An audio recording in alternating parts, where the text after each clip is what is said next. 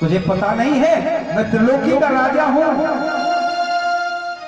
प्रहलाद जी ने कहा पिताजी क्या कह रहे हो, तुम त्रिलोकी के राजा हो? अरे पहले अपने अंदर के जो शत्रु हैं उनको तो जीत लो, बाद में त्रिलोकी के राजा बनना। बोले तुम्हारे अंदर जो काम क्रोध मद लोभ मोह मत्सर राग द्वेष ईर्ष्या जो तुम्हारे शत्रु ये भरे पड़े हैं तुम्हारे अंदर, उनको तो तुमने जीत नहीं पाया। तुम अपने आप को कह रहे त्रिलोकी का राजा हूं। न केवलम में भौतश्च राजन सावे बलम बलिनाम चा परेशान परे वरे में स्थिर जंगमाये ब्रह्मादयो ये बसम प्रणीता।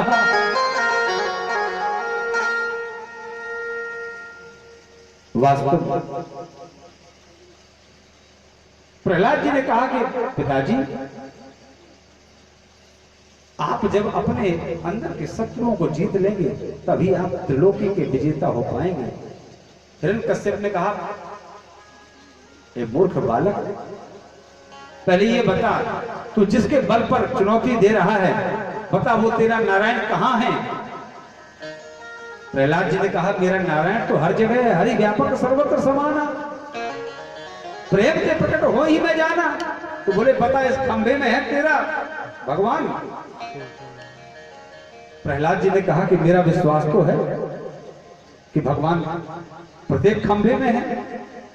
तो बोले आज मैं देखता हूं तेरा भगवान इस खंभे में है कि नहीं। हिरण्यकश्यप ने तलवार खींची, प्रहलाद ने कहा कि मेरा विश्वास है। अब प्रहलाद ने कह तो दिया, अब प्रहलाद मन ही मन भगवान को स्मरण करने लगे, प्रभु मेरी लाज रखना। सूर्य अनेको फिरे कड़ मांगत पै पद सूर सुस्वाद कहा पुनिताल मजीरा बजाती फिरे मेरा मतवारी सी चाहता। अरे मीरा की तरह प्रेम करके तो देखो गोविंद से। मीरा सदैव भगवान में समा गई थी। सिया राम कथा कितनों ने लिखी पर तुलसी सी मर्याद कहां।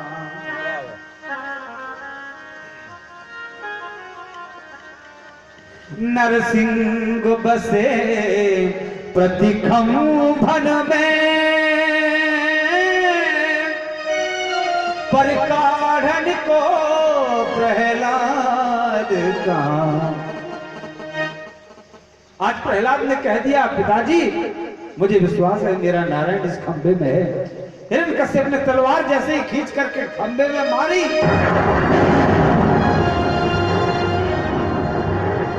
तो भगवान नरसिंह आधे नर के रूप में आधे सिंह के रूप में प्रकट हो गए। गगन गड़गड़ानो खंड फाटो चरचरानो निवसो निर्ना हर स्वरूप भयानक है। गगन गड़गड़ावे कसर जीव लपलपावे चमक सरोवर मानो अंग जानो आनो है। बड़ी जोर की हुंकार भर के नरसिंह भगवान प्रकट हो गए। बोलिए नरसिंह भगवान की। नरसिंह भगवान ने जो अट्टहास की तो पहले तो देवता डर के भागने लगे, परंतु फिर देवताओं ने पुष्पों की वर्षा की। जैसे ही नरसिंह भगवान प्रकट हुए तो हिरण्यकश्यप पहले तो पीछे पिछला, लेकिन बाद में उसको ध्यान आया कि मैं तो मुझे तो ब्रह्मा का वरदान है कि मैं न दिन में मरूं न रात में मरूं, न ऊपर न नीचे, न अस्त्र से न शस्त्र से। तो जाकर के भगवान से भिड़ गया। दोपहर का समय था। हिरण्यकश्यप और भगवान का खूब युद्ध हुआ। जैसे ही संध्या का समय आया देवताओं ने प्रार्थना की प्रभु रात्रि में दैत्यों का बल बढ़ जाता है, इसलिए इसका जल्दी से अंत करिए। भगवान ने जैसे ही संध्या का समय हुआ तुरंत हिरण्यकश्यप को पकड़ करके अपनी गोदी में लिटा लिया और देहरी पर बैठ गए। हिरण्यकश्यप से पूछा, बता दिन है कि रात है? बोले प्रभु शाम है। बोले ऊपर है कि नीचे है? बोले ना ऊपर हूं ना नीचे हूं, बीच में हूं, आपकी गोदी में हूं। धरती में है कि आकाश में? बोले महाराज कहीं नहीं, आपकी गोदी में हूं। बोले बता अस्त्र है कि शस्त्र है? बोले कुछ नहीं महाराज, आपके नाखून है। बोले बता नर है कि नाहर है? बोले ना आप नर है ना नाहर है, दोनों है महाराज। आधा सिंह का चेहरा, पूरा धड़ मनुष्य का। आज भगवान ने 12 महीने छोड़ दिए। आज हिरण्यकश्यप के उद्धार के लिए 13वां महीना मलमास का महीना बना दिया।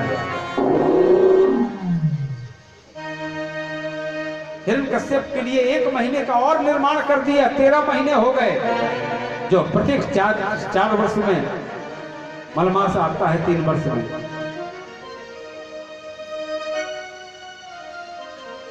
तो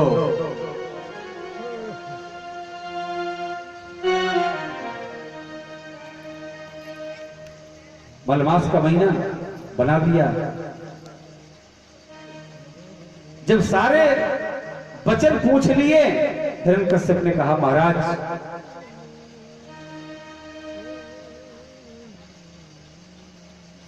कृपा करो।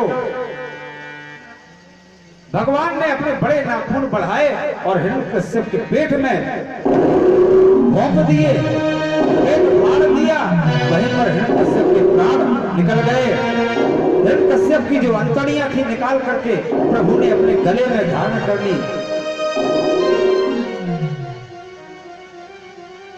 अब भगवान का क्रोध इतना बढ़ गया, बड़ी जोर से हुंकारें भरने लगे, समस्त देवता कांपने लगे। भगवान के लाल लाल नेत्र, बार बार भगवान जीभ लपलपावे। देवताओं को लगा इनका क्रोध कौन शांत करे।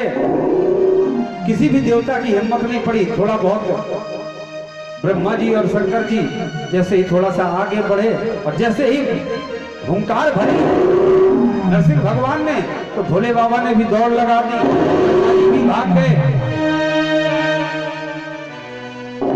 अब देवताओं ने विचार किया कि भाई कौन मनाए भगवान। बोले संसार में अगर